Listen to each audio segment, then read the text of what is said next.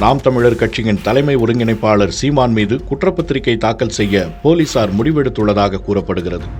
குற்றச்சாட்டு நிரூபிக்கப்பட்டால் சீமானுக்கு 6 ஆண்டுகள் தண்டனை கிடைக்க வாய்ப்புள்ளதாகவும் கூறப்படுகிறது.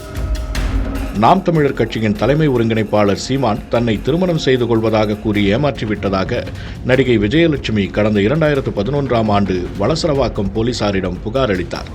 புகாரின் பேரில் போலீசார் வழக்கு பதிவு செய்தனர். ஆனால் திடீரென புகாரை வாபஸ் பெற்றார் நடிகை விஜயலட்சுமி. இந்த நிலையில் தன் மீதான வழக்கை ரத்து செய்ய கோரி உயர்நீதிமன்றத்தில் மனு தாக்கல் செய்தார் சீமான்.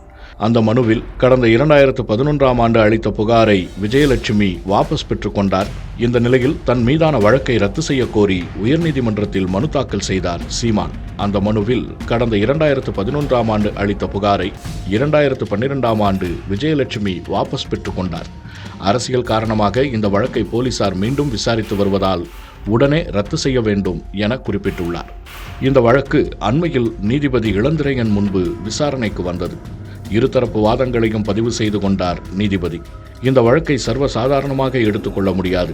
விஜயலட்சுமி இந்த வழக்கை திரும்ப பெற்றாலும் பாலியல் வன்கொடுமை என்ற கோணத்தில் விசாரிக்க போலீசாருக்கு அதிகாரம் உள்ளது என கூறி சீமான் மனுவை தள்ளுபடி செய்தார். நீதிமன்ற உத்தரவை தொடர்ந்து பெங்களூரு சென்ற போலீசார் விஜயலட்சுமியிடம் விசாரணை மேற்கொண்டனர்.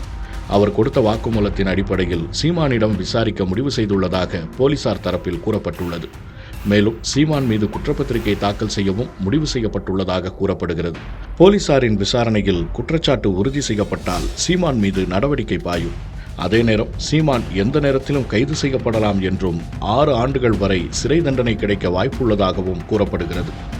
இந்த சம்பவம் சீமானுக்கு கடும் நெருக்கடியை ஏற்படுத்தி வரும் நிலையில் மறுபுறம் நாம் தமிழர் கட்சியைச் சேர்ந்த பல முக்கிய நிர்வாகிகள் அடுத்தடுத்து கட்சியை விட்டு விலகி வருவது சீமானுக்கு கடும் தலைவலியை ஏற்படுத்தியுள்ளதாக கூறுகின்றனர் அரசியல் விமர்சகர்கள்.